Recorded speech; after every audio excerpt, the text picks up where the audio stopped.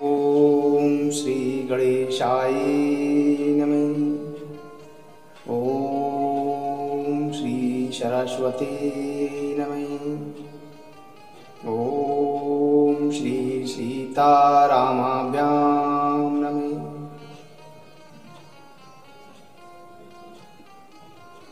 श्री रामचरितमानस अयोध्या कांड।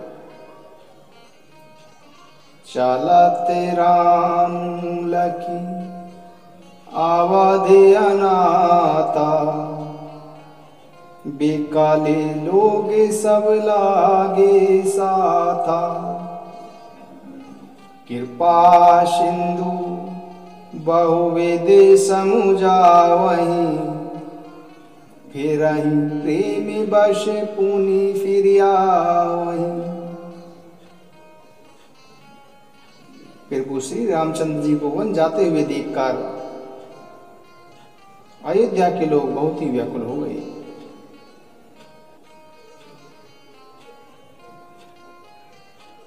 प्रभु श्री राम जी उन्हें बहुत समय समझाते हैं,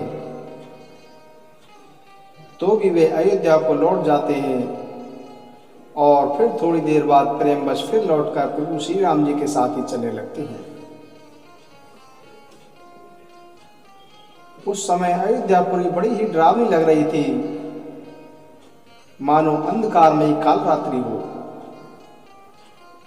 नगर के समस्त नर नारी भयानक जंतुओं के समान एक दूसरे को देखकर डर रहे थे। घर शमशान, कुटुंबी भूत प्रेत और पुत्र हितैषी और मित्र सभी मानो यमराज के दूत थे। बगीचों में वृक्ष और बेलें कुम्हला रही थी। नदी और तालाब ऐसे भयानक लग रहे थे कि उनकी ओर देखा भी नहीं जाता था। करोड़ों घोड़े, हाथी, हिरण, गाय, बैल, बकरी आदि पशु पपीहे, मोर, कोयल, चकवे, तोते, मैना, सारस, हंस और चकोर, ये सभी श्री राम जी के वियोग में व्याकुल थे। ये सभी जहां तहां चुपचाप खड़े थे, मानो अवधपुरी धर्म, अर्थ, काम व मोक्ष रूपी चारों फलों को देने वाली थी तथा समस्त स्त्री पुरुष सुखपूर्वक उन फलों को प्राप्त करते थे। विधाता ने केकई को भीलनी बनाया, जिसने 10 दिशाओं में दुसह भयानक आग लगा दी। प्रभु श्री रामचंद्र जी के विरह की इस अग्नि को लोग सह न सके और सब लोग व्याकुल होकर भाग चले। सभी लोगों ने अपने अपने मन में यह विचार कर लिया कि श्री राम जी, लक्ष्मण जी और सीता जी के बिना सुख नहीं है। जहां पर भी प्रभु श्री राम जी रहेंगे, वही सारा समाज रहेगा। प्रभु श्री रामचंद्र जी के बिना अयोध्या में हम रह नहीं सकते। अयोध्या में हम लोगों का कुछ भी यहाँ काम नहीं है। ऐसा विचार करके देवताओं को भी दुर्लभ सुखों से पूर्ण घरों को छोड़कर सब प्रभु श्री रामचंद्र जी के साथ चल दिए। जिन्हें श्री राम जी के चरण कमल प्यारे हैं, उन्हें विषय भोग कभी अपने वश में नहीं कर सकते। बच्चों और बूढ़ों को घरों में छोड़कर सब लोग साथ हो लिए। पहले दिन प्रभु श्री रामचंद्र जी ने तमसा नदी के किनारे निवास किया। प्रजा का प्रेम देखकर प्रभु श्री रामचंद्र जी के हृदय में बड़ा दुख हुआ। प्रभु श्री रामचंद्र जी पराई पीड़ा को तुरंत समझ जाते हैं। तब प्रेम युक्त कोमल और सुंदर वचन कहकर प्रभु श्री राम जी ने अनेक प्रकार से लोगों को समझाया और धर्म संबंधी भी उपदेश दिए, परंतु प्रेमवश लोग लौटते ही नहीं थे। सील और स्नेह छोड़ा नहीं जाता, इसलिए श्री रघुनाथ जी दुविधा में पड़ गए। शोक और थकावट के मारे लोग सो गए और कुछ देवताओं की माया के कारण भी उनकी बुद्धि मोहित हो गई। जब दोपहर रात बीत गई, तब प्रभु श्री रामचंद्र जी ने प्रेम पूर्वक अपने मंत्री सुमंत्र जी से कहा कि हे तात, रथ के पहिए के चिन्हों की दशा मिटाते हुए इस प्रकार चलो जिससे कि ये हमारा पीछा ना कर सके। फिर वो श्री रामचंद्र जी सुमंत्र जी से कहते हैं कि इस प्रकार रथ को हाँकिए, और कोई उपाय नहीं है। शंकर जी के चरणों में सिर नवाकर श्री राम जी, लक्ष्मण जी और सीता जी रथ पर सवार हुए। मंत्री ने तुरंत ही रथ को चला दिया। सवेरा होने पर सब लोग जागे तो बड़ा ही शोर मच गया कि प्रभु श्री रामचंद्र जी कहाँ चले गए, प्रभु श्री रामचंद्र जी कहाँ चले गए। कहीं रथ के चिन्ह नहीं मिले उनको।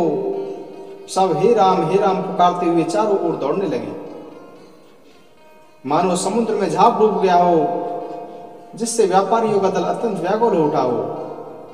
वे एक दूसरे को उपदेश देने लगे कि प्रभु श्री रामचंद्र ने जानबूझकर हम लोगों को छोड़ दिया है, जिससे कि हमें दुख न भोगना पड़े। वे अपनी निंदा और मछलियों की सराहना करने लगे, कहने लगे कि प्रभु श्री रामचंद्र जी के बिना हमारे जीना धिक्कार है।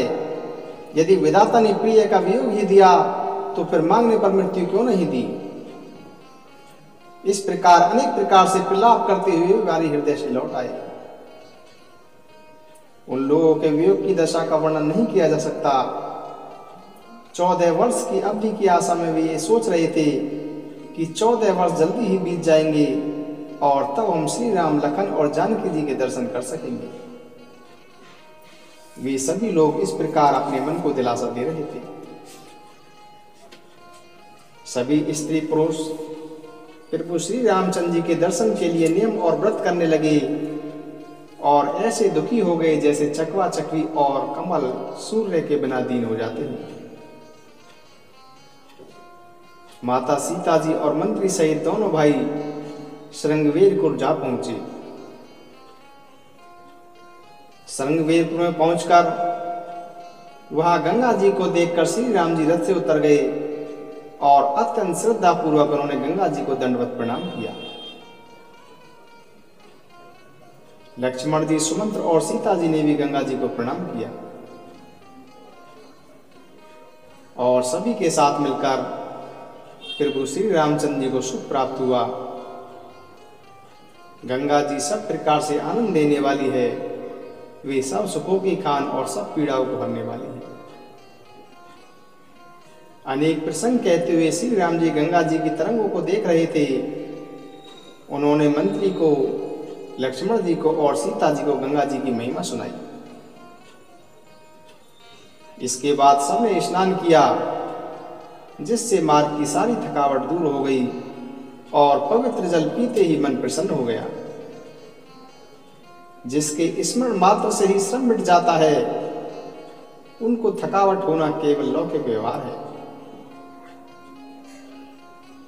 शुद्ध सच्चिदानंद कंद स्वरूप सूर्य कुल के ध्वजारूप भगवान श्री रामचंद्र जी मनुष्यों के सदृश ऐसे चरित्र करते हैं जो संसार रूपी समुद्र के पार उतरने के लिए पुल के समान है। जब निषाद राज गुरु को समाचार मिला, तब आनंद होकर उसने भी अपने प्रियजनों और भाई बंधुओं को बुला लिया और भेंट देने के लिए फल मूल लेकर और उन्हें बहंगियों में भरकर मिलने के लिए चलाए। निषाद राज के हृदय में अपार हर्ष था।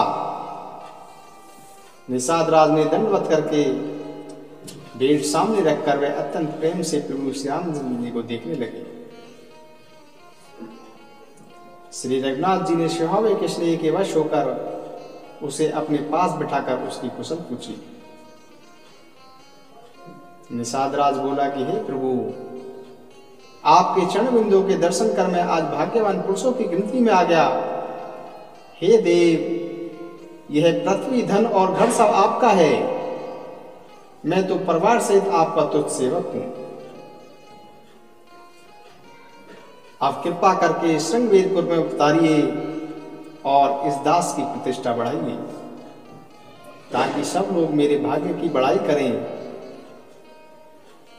इस पर प्रभु श्री रामचंद्र जी ने कहा कि हे सखा, तुमने जो भी कुछ कहा वह सब सत्य है, परंतु पिताजी ने मुझे दूसरी ही आज्ञा दी है और उनकी आज्ञा अनुसार मुझे 14 वर्ष तक मुनियों के समान व्रत और वेश धारण कर तथा मुनियों के योग्य आहार करते हुए वन में ही रहना है। गांव में निवास करना उचित नहीं है। यह सुनकर निषाद राज को अपार दुख हुआ। श्री राम जी लक्ष्मण जी और सीता जी के रूप को देखकर गांव के स्त्री पुरुष प्रेम के साथ चर्चा करते हैं। कोई कहती है कि हे सखी, कहो तो वे माता पिता कैसे हैं जिन्होंने ऐसे सुंदर सुकुमार बालकों को वन में भेज दिया है। कोई एक कहते हैं कि राजा ने अच्छा ही किया, इसी बहाने हमें ब्रह्मा ने नेत्र सुख प्रदान किया है। तब निषाद राज ने अपने हृदय में अनुमान लगाकर अशोक के पेड़ को उनके ठहरने के लिए उचित समझा। उसने श्री रघुनाथ जी को ले जाकर वह स्थान दिखलाया। प्रभु श्री रामचंद्र जी ने उसे देखकर कहा कि यह हर प्रकार से सुंदर है। पूर्ववासी लोग वंदना करके अपने अपने घर लौटे और प्रभु श्री रामचंद्र जी संध्या वंदन के लिए चल दिए। इसी बीच निषाद राज गुरु ने कुश और कोमल पत्तों का सुंदर बिछौना बिछा दिया। पवित्र मीठे और कोमल फल मूल और पानी रख दिया। सीता जी, सुमंत्र जी और भाई लक्ष्मण जी सहित कंद मूल और फल खाकर रघुकुल मणि श्री रामचंद्र जी लेट गई। तब लक्ष्मण जी उनके पैर दबाने लगे। प्रभु श्री रामचंद्र जी को सोते हुए जानकर लक्ष्मण जी उठे और कोमल वाणी से मंत्री सुमंत्र जी को सोने के लिए कहकर वहां से कुछ दूर पर धनुष बाण से सजकर वीरासन में बैठकर पहरा देने लगे। निषाद राज ने विश्वास पात्र पहरेदारों को बुलाकर जगह जगह नियुक्त कर दिया और स्वयं भी कमर में तरकश बांधकर तथा धनुष पर बाण चढ़ाकर लक्ष्मण जी के पास जा बैठा।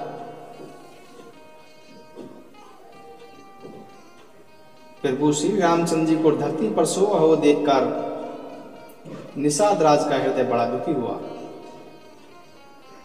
उसका शरीर पुलकित हो गया, नेत्रों से प्रेमाश्रु बहने लगे और वह प्रेम से लक्ष्मण जी से कहने लगा,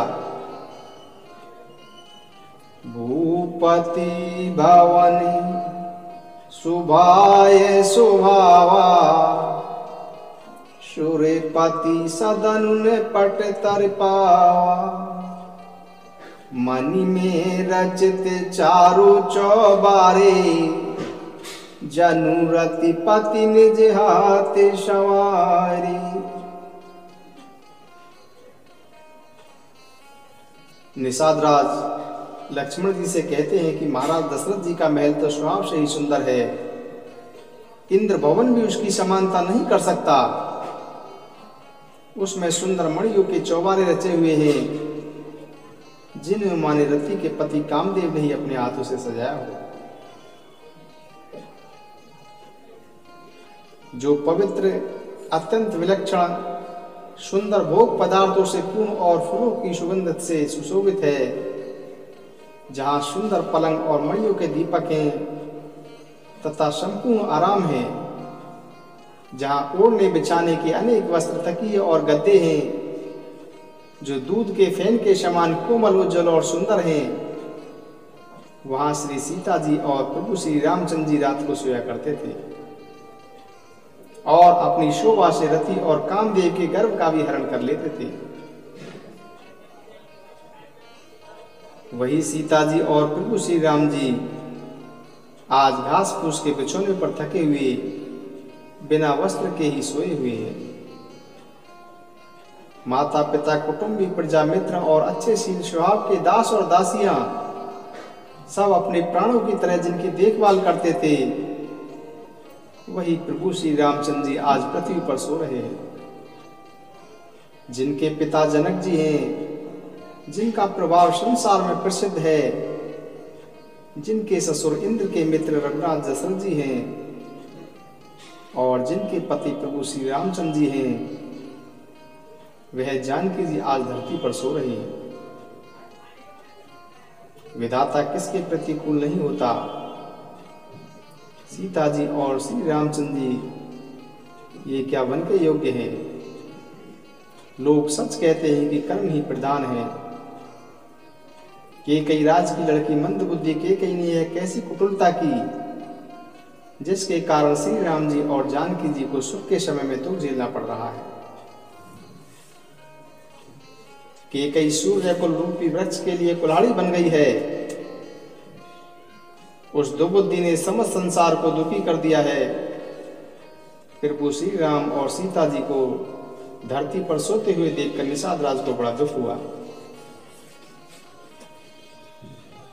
और लक्ष्मण जी से बोले लखन मधुर मृदुबानी ज्ञान विराग भगति रस सानी काहु ने को सुख दुख कर दाता निज कृति कर्म भोगे सब भ्राता। लक्ष्मण जी निषाद राज को समझाते हुए कहते हैं कि ज्ञान वैराग्य और भक्ति के रस से कोमल वाणी से बोलेगी, हे भाई, कोई भी किसी को सुख दुख देने वाला नहीं है। सब अपने ही किए हुए कर्मों का फल भोगते हैं। संयोग वियोग भले बुरे शत्रु मित्र ये सब भ्रम के फंदे हैं। जन्म मृत्यु संपत्ति विपत्ति कर्म और काल सब संसार के जंजाल हैं। धरती घर धन नगर परिवार स्वर्ग और नरक आदि को देखने सुनने से मन के भीतर विचार आते हैं, परंतु इन सब का मूल अज्ञान ही है, परमार्थ ये नहीं है। जैसे स्वप्न में राजा भिखारी हो जाए तथा कंगाल स्वर्ग का स्वामी इंद्र हो जाए तो जागने पर लाभ या हानि कुछ भी नहीं होता। वैसे ही इस दृश्य प्रपंच को हृदय से देखना चाहिए। ऐसा विचार कर क्रोध नहीं करना चाहिए और न ही किसी को व्यर्थ में दोष देना चाहिए। सब लोग मोह रूपी रात्रि में सोने वाले हैं और सोते हुए अनेक प्रकार के स्वप्न दिखाई देते हैं। इस जगत रूपी रात्रि में योगी जन जागते हैं जो परमार्थी हैं और प्रपंच से छूटे हुए हैं। जगत में जीव को जगा हुआ तभी समझना चाहिए जब सब प्रकार के भोग विलासों से वैराग्य हो जाए। ज्ञान के सम्मुख मोह रूपी भ्रम भाग जाता है, तब अज्ञान का नाश होने पर प्रभु श्री रघुनाथ जी के चरणों से प्रेम होता है। ये सखा मन वचन और कर्म से श्री राम जी के चरणों में प्रेम होना ही सर्वश्रेष्ठ परमार्थ है। प्रभु श्री राम जी परमार्थ स्वरूप परम ब्रह्म है। वे जानने में न आने वाले, स्थूल दृष्टि से देखने में न आने वाले,